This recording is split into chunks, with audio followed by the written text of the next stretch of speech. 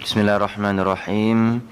Assalamualaikum warahmatullahi wabarakatuh. Alhamdulillahirabbil alamin.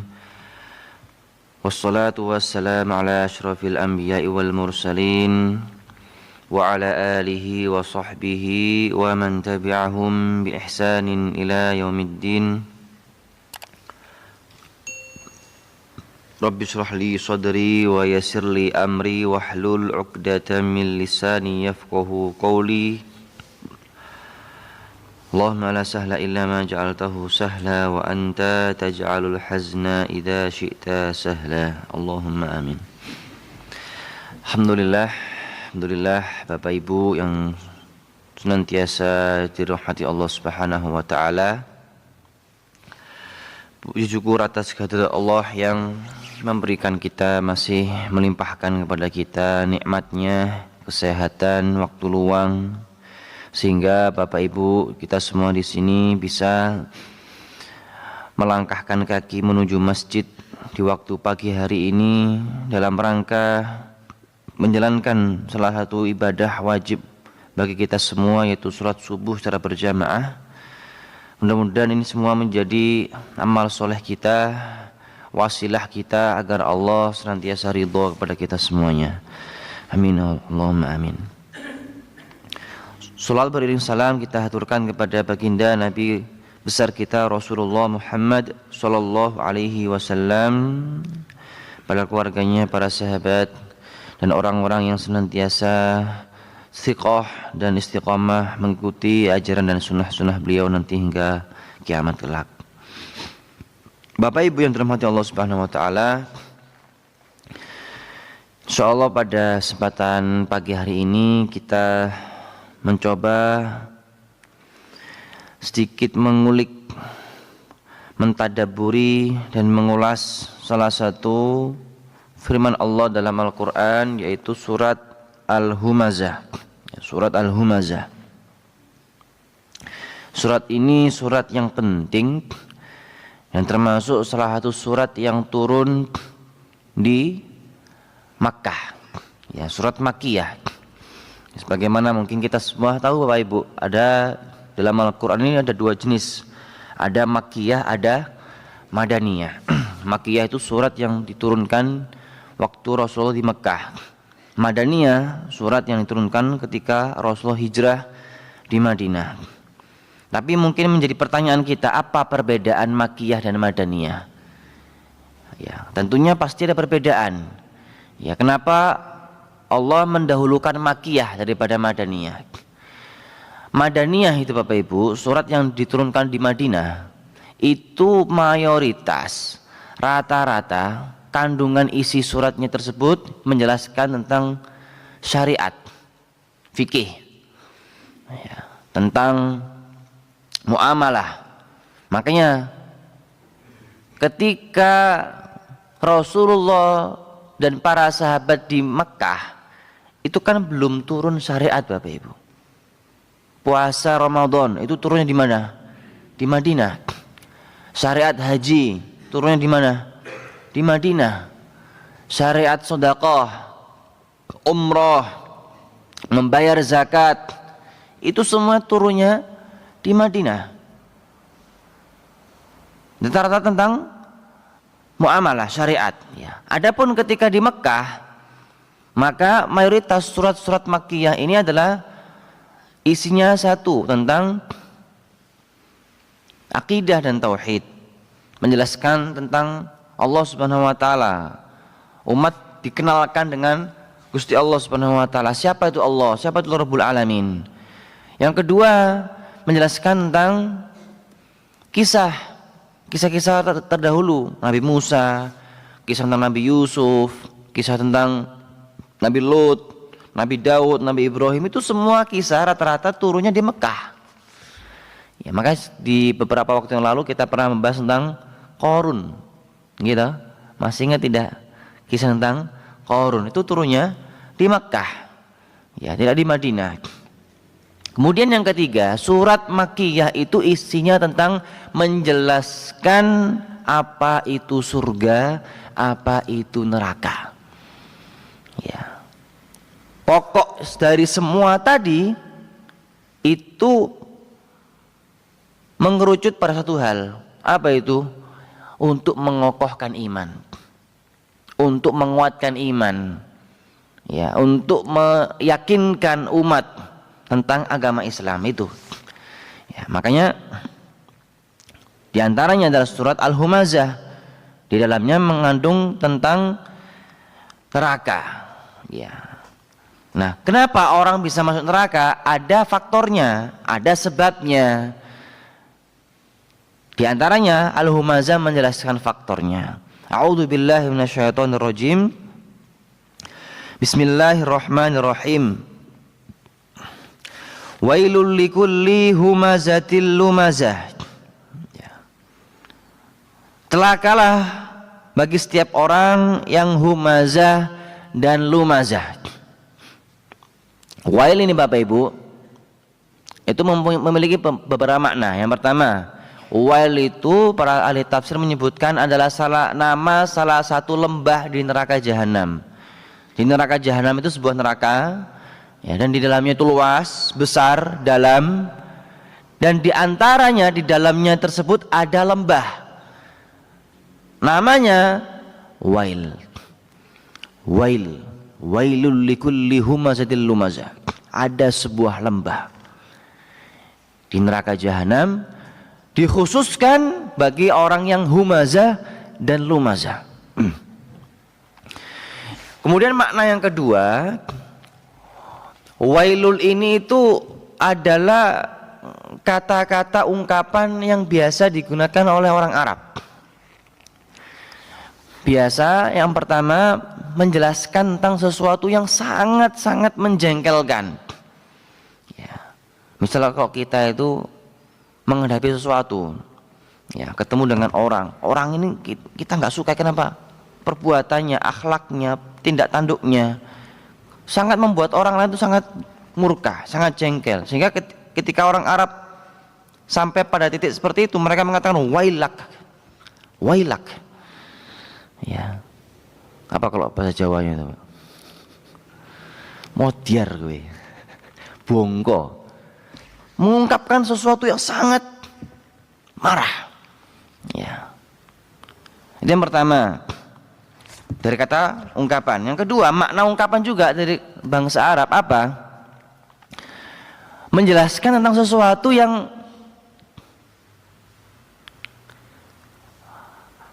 pernah mengalami suatu hal, kejadian atau sebuah peristiwa, kemudian dia itu menyesal dan tidak bisa memperbaiki lagi. Ya. Jadi pernah mengalami suatu hal, kemudian dia menyesal, tapi ketika ingin memperbaiki, ingin mencoba mengubah, dia nggak bisa.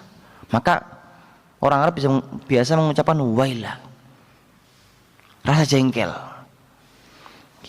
Dan ini selaras bagaimana ketika nanti orang golongan humazah dan lumazah, mereka melakukan humazah dan lumazah, ketika nanti di akhirat mereka menyesal dan nggak bisa lagi diperbaiki, nggak bisa lagi diubah. Kenapa? Sudah paten. Di akhirat nggak bisa kembali lagi ke dunia. Wailul likulli humazatil lumazah. Ya, maka kata ungkapan wailul likulli humazatil lumazah. Ya. Ini juga para ahli tafsir menyebutkan makna yang ketiga adalah ini celaan dari Allah.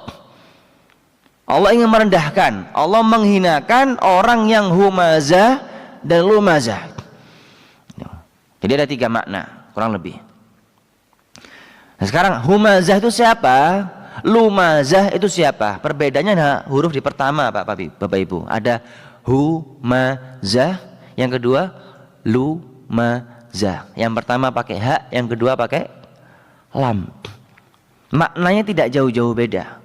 Yang pertama, humazah adalah orang yang suka merendahkan orang lain, mengejek orang lain, memaki orang lain di belakang, tidak di hadapannya. ya, suka ngelek-ngelek wong, ya, suka ngumpat-ngumpat. Makanya biasa kita artikan di Indonesia apa? Al-humazah itu pengumpat. Ya, tapi bukan cuma sekedar pengumpat. Humazah itu adalah orang yang suka mengumpat, mengejek, menghina, memaki, merendahkan orang lain, menjatuhkan kehormatan orang lain, tapi di belakangnya, nggak berani di depan. Ya, ngomong sama orang, atau biasa kita istilahkan dengan ghibah. Ghibah, ya, ngomongin orang lain, tapi keburukannya. Lumazah itu kebalikannya. Sama-sama merendahkan, sama-sama menghina, mencaci, menjatuhkan kehormatan orang lain, tapi langsung di depannya, langsung di hadapannya. Itu lumazah. Ya, humazah, likulli humazatil lumazah. Ya, sama-sama menghina, yang satu menghina di belakang, yang satu langsung di depan, lebih gentle. Tapi keduanya sama-sama buruk, nggak ada yang baik. Tidak ada yang baik keduanya, tidak ada yang lebih mending dari keduanya, sama-sama buruk. Itu makna yang pertama. Makna yang kedua, Bapak Ibu, humazah itu adalah orang yang menghina orang lain, mencaci orang lain, menjatuhkan kehormatan orang lain dengan lisan, dengan gerakan, dengan lisan atau ucapan. Dengan lisan atau ucapan, itu humazah. Ya, atau bahkan sampai memukul. Makanya pembuli itu juga bisa masuk dalam kategori ini, humazah. Humazah, pembuli itu kan bisa mengejek, bahkan sampai tingkatnya apa? Memukul. Ya, verbal. Ya, kalau bahasa orang psikologi apa? Body language. Ya, body shaming. Body shaming. Lumazah itu mengejek orang lain bukan dengan ucapan, bukan dengan pukulan, tapi dengan isyarat, dengan mata, dengan gerakan, ya, ngejek. Misalnya kita lagi ngobrol, kemudian ada orang lain lewat, sematanya mengisyaratkan seakan-akan mengejek orang tersebut, hanya dengan mata, lumazah, masuk dalam kategori ini. Ya. Jadi yang satu humazah itu mengejek orang lain dengan lisan ataupun perbuatan, ya, bahkan tingkat parahnya adalah dengan memukul. Ya. Lumazah mengejek, menghina, memaki orang lain dengan isyarat, dengan gerakan. Ya. Dan kedua-duanya sama-sama buruk, Ibu. Wailul likulli humazatil lumazah, celaka, ya, bagi orang yang suka mengumpat, memaki. Ini diantara asbabun nuzulnya adalah karena dulu bangsa Arab Quraisy, Bapak Ibu, ketika Rasulullah dan para sahabat masih di Mekah, di antara kebiasaan mereka itu sangat senang sekali bully orang lain, sangat suka sekali menghina orang lain. Ya, makanya di antara bentuk bulian mereka itu apa? Mengatakan Rasulullah apa? Penyihir, sahir. Mengatakan Rasulullah apa? Kahin, dukun. Mengatakan Rasulullah apa? Majnun, orang gila. Berbagai ungkapan, ucapan, umpatan ditujukan kepada Rasulullah, bahkan juga kepada para sahabat yang lain. Sehingga Allah menurunkan surat Al-Humazah. Tapi bukan berarti ini hanya ditujukan untuk orang Arab Quraisy kafir ketika itu, tapi ini untuk semua orang yang punya kebiasaan sama dengan mereka masuk dalam kategori ini. Humazah, lumazah. Nah, sekarang pertanyaannya, yang punya kebiasaan suka ngumpat, suka ngejek, suka menghina, itu biasanya orang yang mampu atau orang nggak mampu, Bapak Ibu? Karena latar belakang orang yang mengejek itu kan karena dia merasa dirinya lebih baik dari orang lain. Dia merasa dirinya orang lain lebih rendah darinya. Dia merasa dirinya lebih mampu, lebih berkuasa. Makanya di ayat selanjutnya apa kata Allah? Alladzi jama'a malau wa addadah. Sifat yang Allah cela selain humazah, lumazah, alladzi jama'a malau wa addadah. Orang yang mengumpulkan uang dan menghitungnya. Artinya apa Bapak Ibu? Seringkali orang yang suka menghina, suka merendahkan orang lain, menjatuhkan kehormatan orang lain itu biasanya orang-orang yang punya duit, orang-orang yang punya harta, orang-orang kaya. Sedikit orang-orang yang mungkin kategori ekonomi menengah ke bawah punya kebiasaan menghina, jarang. Ada tapi tidak sebanyak orang yang punya kekuasaan tadi dari segi harta. Alladzi jama'a malau wa'addadah. Ya, kebiasaan orang-orang kaya, kebiasaan orang-orang berharta, kebiasaan orang-orang punya duit. Dan sungguh pada saat itu di zaman Rasulullah memang orang-orang yang suka mengumpat mereka orang-orang kaya, tokoh-tokoh masyarakat, orang-orang yang mempunyai kekayaan yang luar biasa. Seperti ayat Abu Jahal, Walid bin Mughirah, Umayyah bin Khalaf. Maka para ahli tafsir menyebutkan surat ini ditujukan kepada Abu Jahal. Sebagian mengatakan tidak untuk Umayyah bin Khalaf, sebagian lagi mengatakan tidak untuk Walid bin Mughirah. Padahal semuanya ini sama-sama satu, aghnia, orang kaya, konglomerat. Dan kebiasaan mereka apa? Lisannya tajam pada orang lain, suka menghina, suka merendahkan. Makanya Allah turunkan surat Al-Humazah. Yang menarik di sini Bapak Ibu sekalian, alladzi jama'a malau wa addadah. Mal itu dalam bahasa Arab artinya harta Bapak Ibu. Tapi di sini yang mungkin uniknya, Allah tidak menyebut dengan kata jama', amwal. Mal kata tunggal, jamaknya, pluralnya amwal. Kenapa Allah menyebutkan mal, tidak menyebutkan amwal? Di sini ada penjelasan tentang iman, bahwasanya orang yang orientasinya dunia, hidupnya ini hanya untuk mengumpulkan harta, tujuannya dia hidup ini bagaimana dia bisa kaya saja, maka yang dia kumpulkan ini sedikit. Mal kata tunggal Bapak Ibu, mal harta, tunggal itu sedikit, tidak banyak. Sebanyak apapun orang kumpulkan harta di dunia, bahkan mungkin dia termasuk kategori orang terkaya di dunia, mal yang dia kumpulkan itu hanya harta yang sedikit, tidak banyak. Mal ya. Makanya di dalam Al-Quran Allah sering menyebutkan kata mal, harta itu dinisbatkan, tatkala malahu dinisbatkan kepada manusia itu konotasinya negatif. Ya, konotasinya negatif. Kenapa? Seringkali orang itu ketika punya duit banyak, punya harta banyak, menjadi orang kaya, dia lupa bahwasanya harta itu semuanya pemberian dari Allah Subhanahu wa taala. Ya. Sehingga seringkali orang merasa dirinya seperti Qarun. Innama utituhu min ilmin indi. Saya ini bisa kaya karena kemampuan saya. Saya ini bisa kaya karena saya pinter. Saya ini bisa kaya karena saya punya relasi banyak. Sehingga menisbatkan kekayaannya karena usaha diri sendiri, karena kerja keras diri sendiri.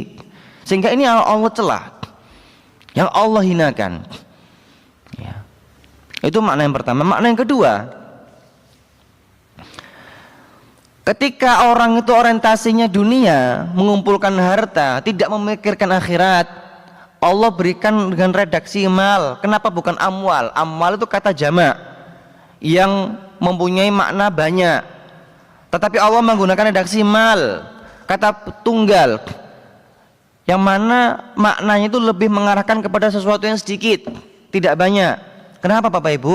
Harta itu ya karena memang tujuannya tidak untuk dimiliki sendiri. Ketika dia orientasinya hanya untuk diri sendiri, maka dia tidak berkah. Allah berikan redaksi mal sedikit. Tetapi ketika orang itu dia berikan untuk orang lain, dia bagi untuk orang lain, maka dia berkah. Karena memang sejatinya Bapak Ibu kata para ulama, harta itu sifatnya bukan untuk individual, tapi harta itu sifatnya sosial. Siapapun orang punya harta itu seharusnya sejatinya harus punya jiwa sosial, berbagi kepada orang lain, memberi kepada orang lain, sehingga ada manfaatnya. Maka ini alladzi jama'a amalan, bukan jama'a amwalan. Kenapa? Orientasinya memang dunia. Bukan berarti, mohon maaf Bapak Ibu, bukan berarti kita sebagai seorang muslim syariat itu menganjurkan kita untuk jadi orang miskin. Tidak, tetap kita dimotivasi, kita diberikan anjuran bagaimana untuk mencari nafkah, bagaimana untuk mencari harta. Tapi ingat satu hal, jangan sampai orientasinya hanya untuk kepentingan dunia. Nah kan di pertemuan beberapa waktu yang lalu kita membahas Qarun. Nasihatnya kepada Qarun apa? Wabtaghi fima atakallahu darul akhirah wa la tansa nasibaka minad dunya. Gunakan hartamu ini Qarun untuk mencari pahala, untuk mencari ridho Allah, agar menjadi sangu, bekal nanti ketika pulang di akhirat. Ya. Alladzi jama'a malau wa addadah. Di sini Allah menyebutkan dengan redaksi jamaah. Di riwayat bacaan lain, karena riwayat bacaan ada 7 Pak ya, qiraah sab'ah yang mutawatir, ada qiraah asyrah 3 yang diperselisihkan. Ada riwayat menyebutkan alladzi jama'a malau addada. Kalau yang biasa kita hafal alladzi jama'a mala, jama'a tidak ada tasydid, alladzi jama'a. Kok di riwayat lain alladzi jama'a ada tasydidnya. Apa bedanya? Alladzi jama'a, dia mengumpulkan harta, ya. Dia gunakan untuk orientasinya itu untuk dunia. Ya, benar-benar dia enggak memikirkan orang lain. Alladzi jama'a. Ya. Kalau pakai riwayat lain alladzi jama'a, ya. Dia mengumpulkan harta, dia kerja, dia enggak peduli halal haram, pokoknya dapat duit. Alladzi jama'a. Pokoknya dia bisa dapat duit, bisa jadi orang kaya, punya harta banyak, enggak peduli halal atau haram. Ini ada 2 bacaan di sini. Alladzi jama'a malan, alladzi jama'a malan. Ada tasydidnya. Wa addada itu menghitung. Alladzi jama'a malahu wa addada, suka menghitung-hitung uangnya. Ya. Mengharapkan agar dia kumpulkan untuk masa depan. Ya, maka di ayat berikutnya apa Bapak Ibu? Yahsabu annama lahu akhlada. Orang ketika sudah punya harta, dikumpulkan, kemudian dihitung-hitung, harapannya apa? Yahsabu annama lahu akhlada. Dengan harta yang dia kumpulkan tadi, dengan harta yang dia hitung-hitung tadi, akhlada, bisa membuat dirinya kekal abadi di dunia selama-lamanya. Dia mengira dengan harta itu, dia bisa nyaman hidupnya. Dia mengira dengan harta itu dia bisa leluasa. Dia mengira dengan harta itu dia bisa berbuat semena-mena. Yahsabu annama lahu akhlada. Dia mengira dengan harta itu dia bisa berkuasa, berbuat seenaknya, sehingga nggak ada orang yang bisa membalasnya, nggak ada orang yang bisa mengganggunya. Dengan harta pokoknya bisa segalanya. Yahsabu annama lahu akhlada. Ya, karena memang benar, ketika orang itu benar-benar orientasinya nggak ada akhirat sedikit pun Bapak Ibu, tidak memikirkan surga, tidak memikirkan pahala, tidak punya bagaimana Tuhan yang mengurusnya, mengaturnya, memeliharanya, dikira semua kerja kerasnya itu hasil jerih payahnya, anggapannya dengan harta itu dia bisa kekal selama-lamanya di dunia. Ya, yahsabu anna malahu akhlada. Sehingga apa? Kembali ke tadi, dia bisa seenaknya mencaci orang lain, dia bisa seenaknya membuli orang lain karena berduit. Makanya Bapak Ibu sekalian rahimakumullah, saya ketika membaca beberapa berita, ya akhir-akhir ini kan ada kasus, mohon maaf, sampai ada guru sampai dipenjarakan, guru sampai dibully. Coba dilihat latar belakang orang tuanya, ternyata orang-orang berduit. Mereka merasa dengan uang ini berkuasa. Anaknya dihukum gak terima, gurunya dilaporkan polisi. Kenapa? Oh ternyata orang tuanya pejabat, punya harta. Dengan harta dia bisa membeli semuanya. Ya sabu anna malau akhlada humazatil lumaza, membuli orang lain, mencaci orang lain, merendahkan orang lain. Dengan harta merasa dia bisa berkuasa. Na'udzubillah. Ada guru laporkan kan menghukum orang tuanya, di penjara. Ternyata orang tuanya orang-orang kaya. Bukan tidak bermaksud mencela orang kaya, tidak, tetapi terkadang ada orang kaya menggunakan hartanya untuk konotasi negatif. Nah ini dicela oleh Allah Subhanahu wa taala. Yahsabu anna malahu akhlada. Ya, menganggap dengan harta itu dia bisa berbuat semaunya. Apa kata Allah? Kalla la yumbadanna fil hutamah. Tidak, kata Allah. Allah jawab langsung, kalla, tidak. Jangan punya anggapan seperti itu. Anggapanmu itu salah, tidak benar. Kalla la yumbadanna fil hutamah. Justru benar-benar Allah akan sungguh masukkan orang yang seperti itu fil hutamah, ke dalam neraka hutamah. Neraka hutamah, ada neraka namanya jahanam, ada neraka namanya sakor, ada neraka namanya hutamah.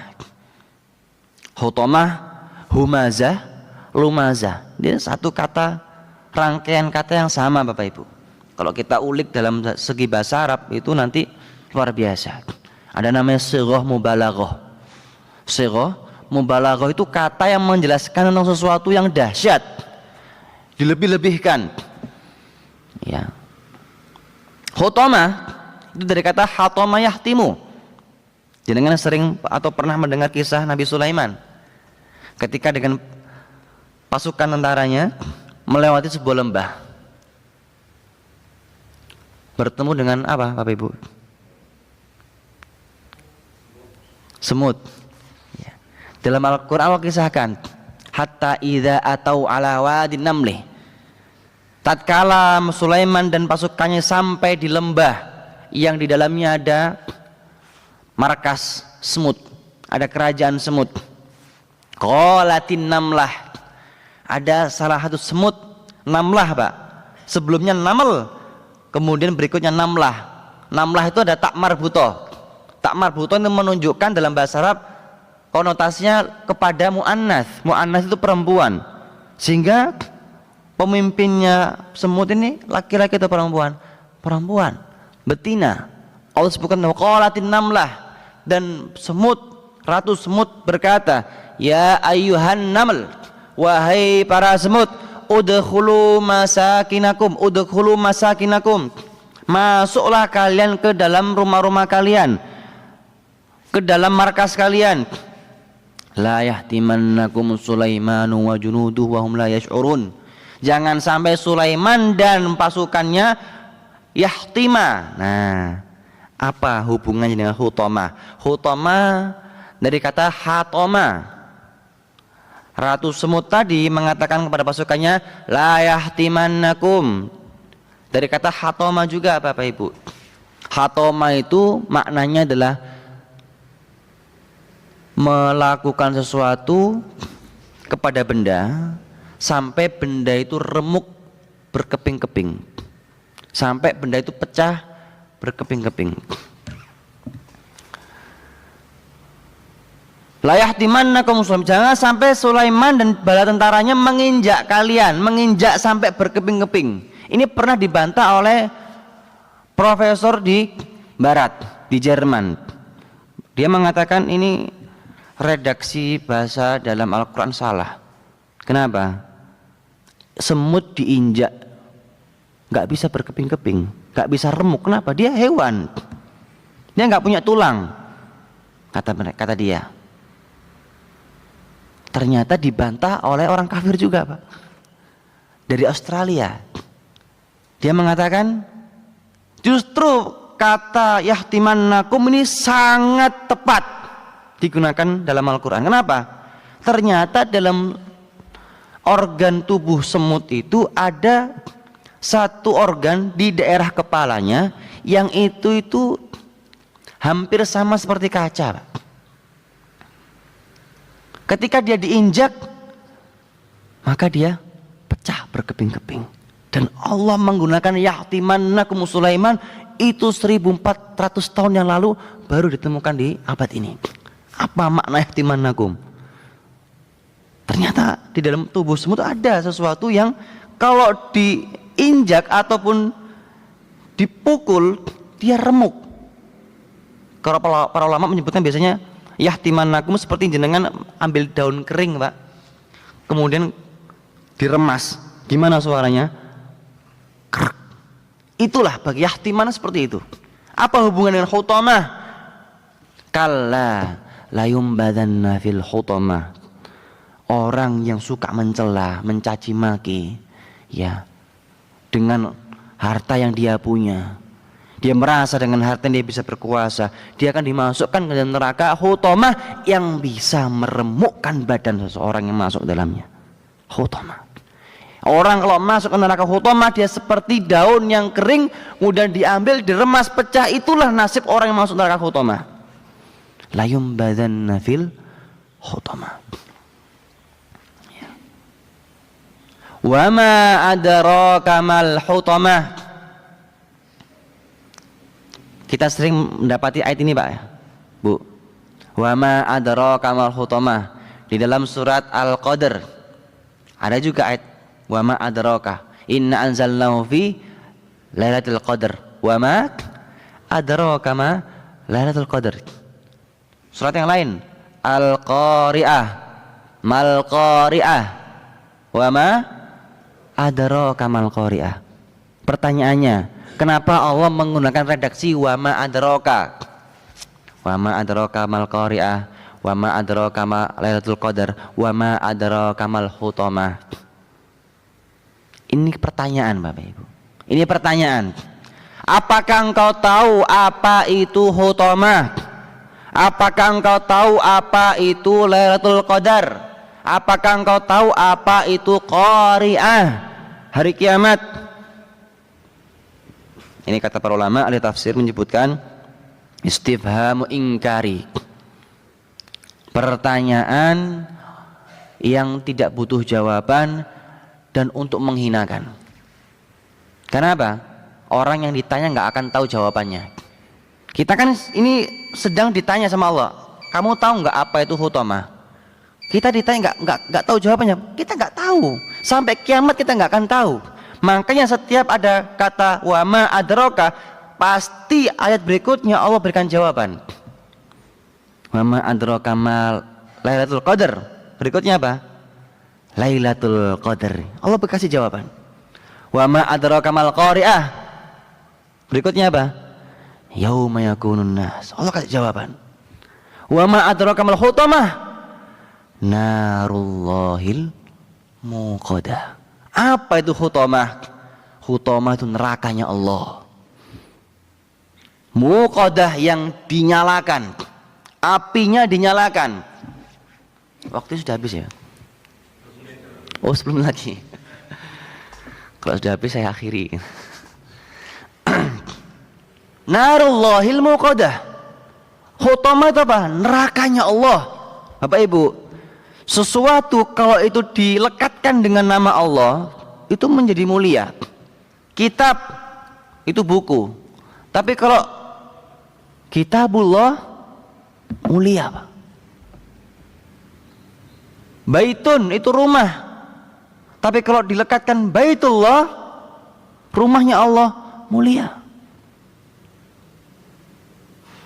Utusan, rasul utusan. Tapi kalau sudah dilekatkan nama Allah Rasulullah, mulia, Pak. Ini nar itu api. Narullah mulia, Pak. Nerakanya Allah itu mulia. Ini mau Allah ingin menegaskan narullah, neraka itu dahsyat, nggak main-main. Ini bukan barang candaan, ini serius. Narullah.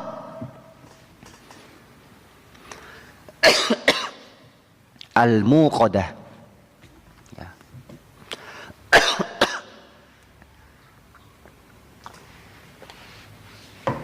Al-Muqadah. Nerakanya Allah yang muqadah. Dari kata auqada yuqidu. Makanya Bapak Ibu sering mendengar ada ayat ya ayyuhalladzina amanu qu anfusakum wa ahlikum naro wa quduhan nasu wal hijara. Wahai orang beriman, jagalah keluarga kalian dari api neraka. Wa quduhan nasu wal hijara. Wa qudu itu barang yang menyalakan. Ya, istilahnya apa? Pemantiknya di neraka itu barang yang membuat api neraka nyala itu apa? Manusia dan batu. Wa quduhan nasu wal hijara. Qud itu menyala. Muqadah yang menyalakan. Asal katanya apa? Auqada yuqidu. Kenapa Allah tidak menggunakan fiil kata kerja, tapi di sini Allah menggunakan isim? Ada bedanya Bapak Ibu. Makanya Al-Qur'an itu ajaib. Kalau kita baca, kita renungi, itu banyak makna yang tersimpan.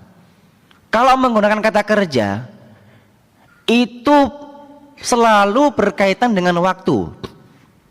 Masa lalu, yang sedang, dan akan datang. Tapi kalau menggunakan isim Bapak Ibu dalam bahasa Arab, isim itu kata kerja, kata benda, tidak terikat dengan waktu. Artinya apa? Narullahil muqadah, nerakanya Allah yang dinyalakan. Dengan isim bukan dengan kata kerja. Bisa saja Allah menggunakan nerakanya Allah yang Allah nyalakan dengan kata kerja, tapi di sini Allah tidak menyebutkan dengan kata kerja, tapi dengan kata benda, isim muqadah. Artinya apa? Tidak terikat waktu. Api neraka ini nggak akan pernah padam. Kalau kita nyalakan api, itu kan pasti mati, Pak. Ada jedanya. Tapi ketika Allah menyalakan, api itu nggak akan pernah padam. Narullahil muqadah, justru semakin panas. Maka dalam sebuah hadis, nyalanya api neraka nanti itu tidak berwarna biru, tidak berwarna merah, tapi apa? Hitam. Saking panasnya. Ribuan tahun dinyalakan. Dan ini yang paling penting Bapak Ibu. Allati tattali'u 'alal afidah. Apinya neraka ini at-tattali'u, akan mencari-cari afidah. Apa itu afidah? Fuad, hati. Kenapa yang disiksa hati? Kenapa yang disiksa hati? Bapak Ibu, orang kalau dihina, orang kalau dijatuhkan kehormatannya, orang kalau dicaci, dimaki, itu yang sakit kepalanya, kakinya, atau matanya, Pak? Yang sakit mana Bapak Ibu? Hatinya. Orang kalau direndahkan, dijatuhkan kehormatannya, dihina, diremehkan, itu hatinya sakit, Bapak. Bukan matanya. Matanya merespon, mungkin bisa menangis, badannya merespon, gemetar. Tapi yang paling sakit itu mana? Hati. Oleh karena itu, orang yang humazah, lumazah, yang suka mencaci, suka memaki, suka menghina, suka menghibah, merendahkan kehormatan orang lain, menjatuhkan kehormatan orang lain, Allah akan hancurkan hatinya di neraka. Allati tattali'u 'alal afidah. Hatinya orang disiksa. Biar dia merasakan bagaimana sakitnya orang yang dimaki ketika di dunia dulu. Na'udzubillah min dzalik. allati tattali'u al afidah. Ibnu Katsir menyebutkan dalam tafsirnya bagaimana api neraka Huthomah ini dia menyiksa, kulitnya dibakar, tulangnya diremuk, dihancurkan, dagingnya dihanguskan, sampai nanti yang tersisa hati, Pak. Yang tersisa hati. Hatinya disiksa, tidak dihancurkan, tidak diremukkan, dibuat sakit terus, pedih, perih. Sampai seperti itu, Pak. Alhamdulillah.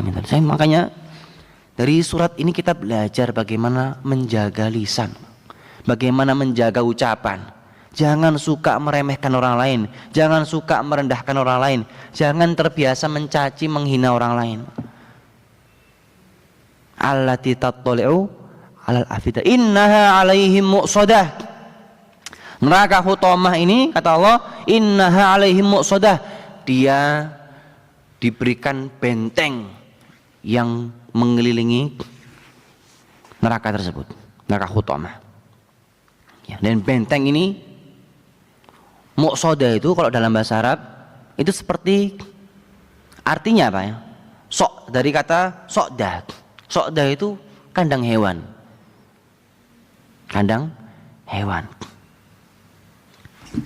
Hewan ketika dimasukkan kandang, kalau zaman dulu kan dia kandang yang tinggi, dibuat tinggi sehingga hewan ini nggak bisa kabur, nggak bisa loncat. Jadi kan lihat di kebun binatang bagaimana kandangnya dibuat tinggi sehingga dia nggak bisa kabur walaupun tetap ada pintunya. Itulah bentuk neraka Huthomah, dibuat tinggi seakan-akan ada celah untuk kabur. Apa maknanya, Pak? Orang yang masuk neraka ini dia masih punya harapan, dia ingin untuk kabur dari neraka tersebut, ingin untuk lari dari neraka tersebut, sehingga Allah buat seakan-akan psikisnya, harapannya dia bisa lari dari siksaan Allah, tapi kenyataannya tidak bisa, sehingga dibuat tersiksa badannya, hatinya, dan perasaannya disiksa betul, psikisnya disiksa. Beda kalau memang sudah nggak ada celah, ditutup semua, jadi orang nggak ada harapan. Ini diberi harapan oleh Allah tapi nggak bisa kabur. Inna 'alaihim muqsadah fi amadin mumaddadah. Ada tiang. Orang yang disiksa itu akan ditaruh di tiang yang panas, menyala-nyala, mumaddadah. Orang ini bisa kabur, Pak, tapi setiap mau kabur, mumaddadah, tiangnya semakin tinggi, semakin memanjang, sehingga nggak akan lagi dia bisa kabur. Innaha 'alaihim muqsadah fi amadin mumaddadah. Amad, as-salatu imad, salat itu ada tiang. Fi amad, dalam neraka Huthomah ada tiang, tempat untuk menyiksa, humazah dan lumazah, mumaddadah, tiangnya semakin memanjang. Ketika dia mau kabur, dia memanjang lagi, mau kabur, memanjang lagi. Barakallahu fikum. Ya, jadi pelajaran penting untuk kita semua, Bapak Ibu sekalian. Yang pertama adalah bagaimana kita itu berhati-hati mengucapkan kata-kata kepada orang lain. Jangan sampai dari lisan kita itu membuat hati orang lain itu sakit, hati orang lain itu pedih, ya, tergores oleh lisan kita. Kemudian yang kedua, ya, kita boleh mencari harta, tidak tercela mengumpulkan harta, tapi jangan sampai orientasi harta yang kita kumpulkan itu hanya untuk di dunia. Jangan sampai tujuan kita kerja itu ya hanya untuk dunia saja, sehingga kita masuk dalam kategori ini, alladzi jama'a malahu wa addadah. Ya, gunakan harta itu untuk sosial, bukan untuk individual. Karena sifat harta itu kata para ulama adalah sifatnya sosial. Ada hak Allah di dalamnya, bukan sepenuhnya milik kita. Makanya bersedekah, berinfak, kalau sudah sampai nisabnya, bayarkan zakatnya. Sehingga menurut data Bapak Ibu di Indonesia ini, Basnas menyimpulkan hasil survei, seandainya umat Islam di Indonesia ini semua membayar zakat bagi yang terpenuhi, maka terkumpul harta sekitar 280 triliun kurang lebih. Tapi realitanya zakat yang terkumpul tidak mencapai 5 triliun. Artinya apa? Masih banyak orang yang punya harta tidak mau membayar zakatnya. Ini termasuk dalam hal humaza, kikir, pelit, tidak mau berbagi kepada orang lain. Wallahu a'lam bishawab. Barakallahu fikum. Mungkin ada pertanyaan? Tidak ada? Kalau tidak ada kita akhiri, nggih. Mohon maaf bila ada salah kata ataupun ucapan dan perbuatan dari saya. Saya mohon pada Allah mohon ampun, dan bila ada kebaikan dan kebenaran itu semua datang dari Allah Subhanahu wa taala. Kita tutup dengan doa kafatul majlis. Subhanakallahumma bihamdika asyhadu an la ilaha illa anta astaghfiruka wa atubu ilaik.